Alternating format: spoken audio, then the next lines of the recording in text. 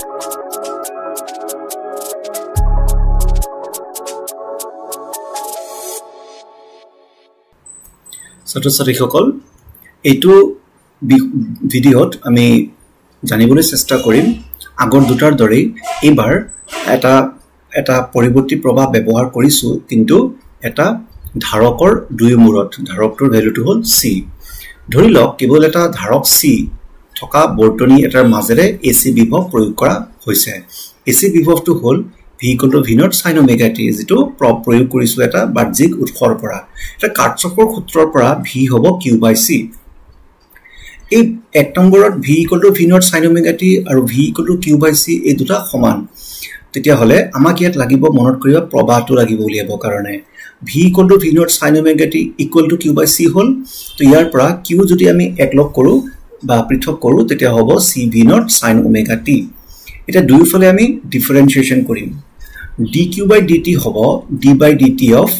c v naught sin omega t dq/dt মানে প্ৰবাহ আমাক লাগিছিলে প্ৰবাহ সেই কাৰণে দুইফালে আমি কি কৰিছো আধানক বা কিউব ডিফাৰেন্সিয়েট কৰিছো সময় সাপেক্ষে তেতিয়া dq/dt হল এইটো dq/dt মানে তো i হয় ইয়াত c v naught to constant হয় উলাই গল থাকি গল d/dt of sin omega t তেতিয়া হলে d/dt of sin omega t যদি কৰো উত্তৰটো আহিব omega cos omega t তেতিয়া হলে ইয়াতে অলপমান এডজাস্টমেন্ট কৰা যাওক v naught to নিজৰ জায়গাত ৰাখিলো আৰু c omega যেটো আছে c omega পূৰণ হৈ আছে ইয়াক 1/c omega হিচাপতে লিখিব পৰা যায় কাৰণ c omega পিছত ওপৰলৈ গুছি যাবগে আৰু সাইডত থাকিলে cos omega t ৰ জায়গাত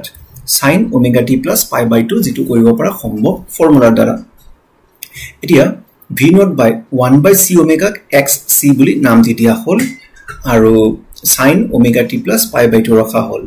v naught by xc যেটো আছে এটো আসলতে প্ৰবাহে বুজাব এটো I = I naught sin omega t plus pi/2 ইয়াৰ যেটো xc কোৱা হৈছিল 1/c omega ঠাইত ইয়াক কোৱা হ'ব ধাৰক জনিতৰ প্ৰতিৰোধ ইয়াৰ আগৰ ভিডিঅ যেনেকৈ আবেগ জনিতৰ প্ৰতিৰোধ আছিল আৰু এটা ৰোধকে যেনেকৈ সাধাৰণভাৱে ৰোধ এটা থাকে তেনেকৈ এটা ধাৰক জনিত প্ৰতিৰোধ থাকে এটোৰ বাবে এটোৱে এটা বৰ্তনীত প্ৰবাহৰ চলাচলক অলপমান বাধা কৰে ইয়াৰ এসআই একক হৈছে ওম এটা 2 নম্বৰ আৰু 1 নম্বৰ সমীকৰণত আমি দেখা পাম যে প্ৰবাহ যেটো আছে আৰু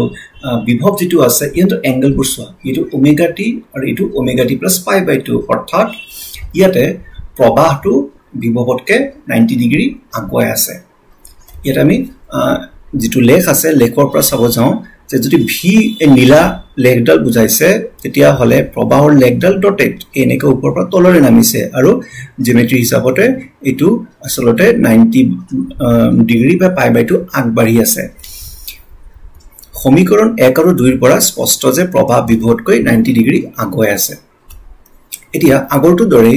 তাৎক্ষণিক ক্ষমতা p = vi v naught sin omega t I naught sin omega t plus pi/2 sin omega t plus pi/2 ৰ জায়গাত cos omega t লিখিব পাৰিম আগৰটো দৰে 2 এৰে আমি ডিভাইড কৰি 2 এৰে মাল্টিপ্লাই কৰি দিম মুঠতে এটো আমি জাস্ট ইন্ট্ৰোডিউস কৰিছো আৰু এটা 2 sin omega t cos omega t ৰ জায়গাত sin 2 omega t লিখিব পৰা যায় এটা গড় মানটো যদি উলিয়াবলৈ যাও একেবাৰে আগৰটো দৰে p বাৰ হ'ব v naught I naught by 2 sin omega t ৰ গড় মানটো আৰু v naught I naught by 2 যেহেতু কনস্ট্যান্ট হয় ধ্ৰুৱক হয় উলাই গল আৰু ভিতৰত থাকিলে sin 2 omega t যোৱা ভিডিঅত মই কৈছিলো যে sin 2 omega t ৰ মানটো 0 হে আহে তেতিয়া হলে গুটি p বাৰৰ মানটো 0 হৈ যাব ইয়াৰ অৰ্থাৎ এটো যে কেৱল ধাৰক থকা এটা বৰ্তনীত যদি দুইফালে